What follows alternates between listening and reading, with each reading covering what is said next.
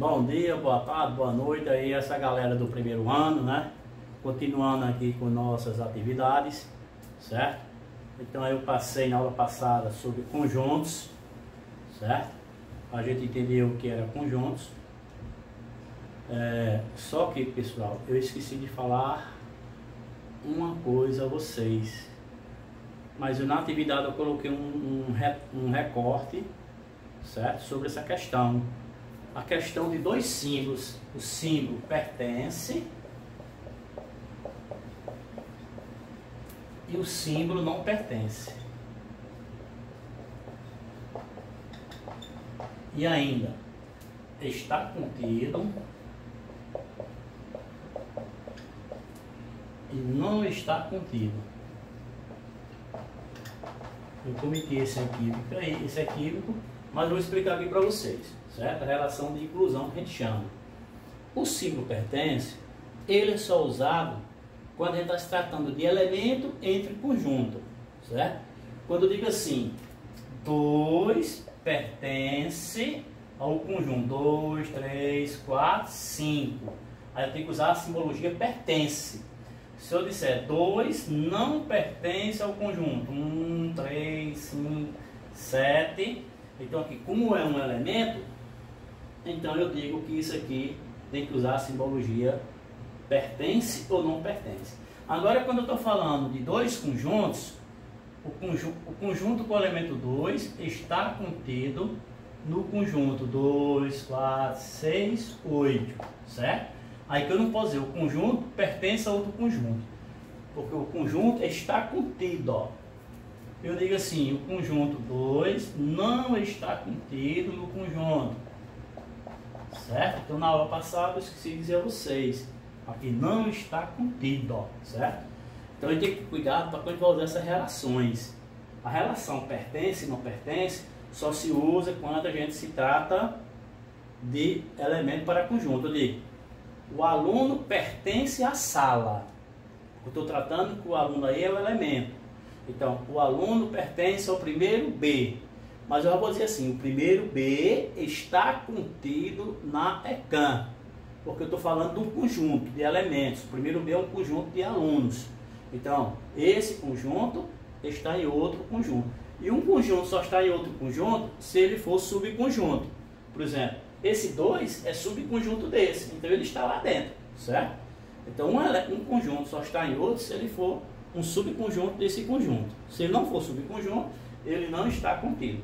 Então foi isso aí que ficou para a gente completar o assunto da aula passada. Então, gente, resolvendo aí as questões do exercício, a primeira questão tem assim, ó. Segundo o Ministério da Saúde, até novembro de 2000, foram notificados 190.949 casos de contaminação pelos vírus HIV no Brasil. Letra A. O que é que ele pede na letra A? Representa o conjunto M, né? Letra maiúscula, porque eu vou representar um conjunto, certo? Tem que ser uma letra maiúscula. E o conjunto tem que ficar entre chaves. Pelos elementos. Então, 0, 1, 9... e 4, certo? Não vou repetir. Se o número, qual era o número? 109.949. Ele quer o conjunto formado por os números desse número aqui. Então, quem são os números? 0 está aqui, 1 está aqui, 9 está aqui e 4 está aqui. Eu vou colocar na ordem alfabética. Vou colocar o 4 aqui na ordem numérica, crescendo. 0, 1, 4 e 9, certo? Letra B. Ele pede o seguinte: represente o conjunto P. Represente o conjunto P dos números naturais dos quadrados perfeitos. O que é quadrado perfeito, pessoal? São aqueles elementos que têm raízes quadradas de 1 a 10. Então, 1 é o quadrado perfeito. Ele pergunta assim: representa o conjunto P formado pelos elementos naturais quadrados perfeitos menores do que 10. Então 0 tem raiz? Tem, raiz é 0. 1 tem raiz? Tem. 2 não tem raiz, 3 não tem, 4 tem. 5 não tem, 6 não tem, 7 não tem, 8 não tem, 9. Então tá aí, ó. O que é que a gente pode dizer entre esses dois conjuntos? A gente pode dizer que M é igual ao conjunto quem? P. São os mesmos elementos, 0, 1, 4, 9, 0, 1, 4, 9. Então a gente pode dizer que esses dois conjuntos eles são iguais. Como eu disse na aula, dois conjuntos são iguais quando eles possuem os mesmos elementos. Segunda questão. Ele dá um conjunto aqui dentro do diagrama. 1, 3, 0 e 2. Aí ele pede para a gente usar a simbologia pertence ou não pertence. Represente esse conjunto indicando seus elementos entre chaves. Então, representando entre chaves fica 0, 1, 2, 3. E ele quer que represente esse conjunto na letra B. Ele quer que a gente represente esse conjunto por uma propriedade característica de seus elementos. Eu posso dizer assim: X pertence a tal que X é natural menor que 4. É o mesmo conjunto. X, os elementos de A é um X que é natural e menor do que 4. 0, 1, 2, 3. Exatamente isso aí. Terceira questão.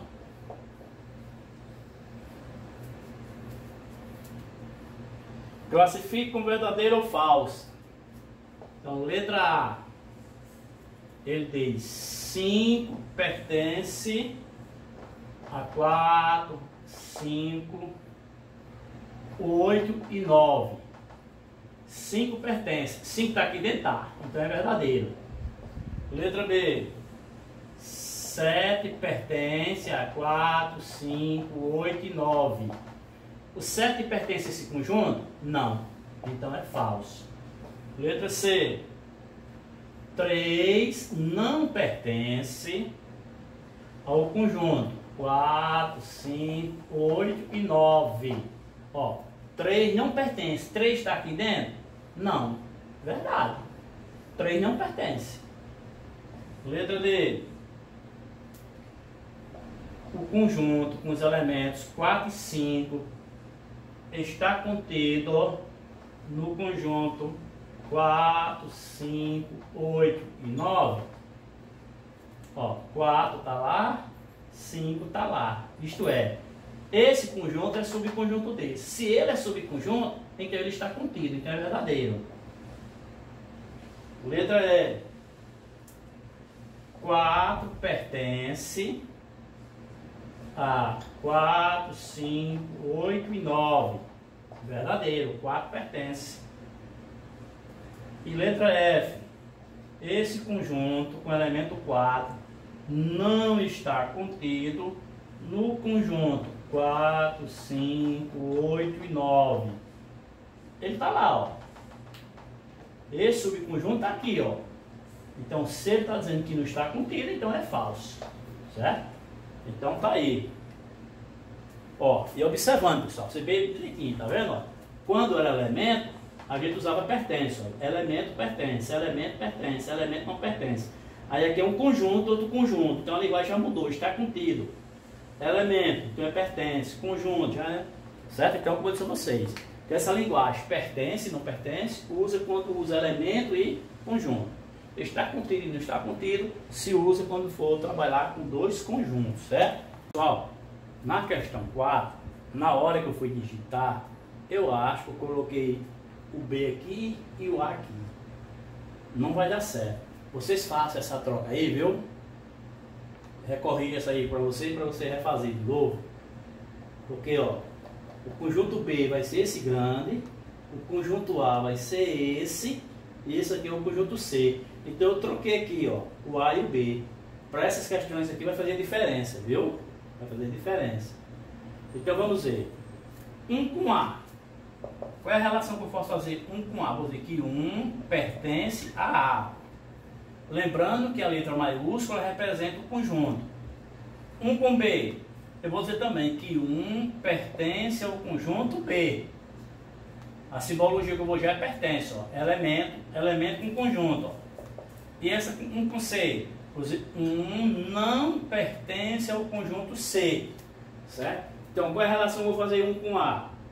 1 pertence ao conjunto A. Ele também pertence ao conjunto B. 1 pertence ao conjunto B. Então, quando eu mandei você fazer a troca, era observando aqui.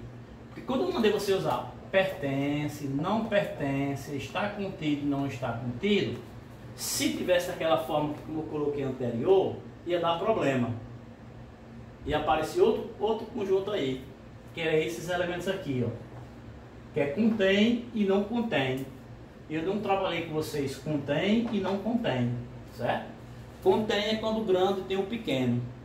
E está é quando o pequeno está dentro do grande. Então existe uma linguagem diferente, tem que ter cuidado. Quando eu digo A com B, como são dois conjuntos, vou ter que usar esses elementos aqui, ó. Está contido ou não está contido? Eu não posso dizer que A pertence a B, não posso. Eu vou dizer que o conjunto A está dentro de B.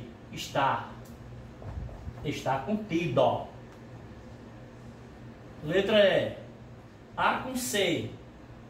Ó, o A não está contido em C, ó.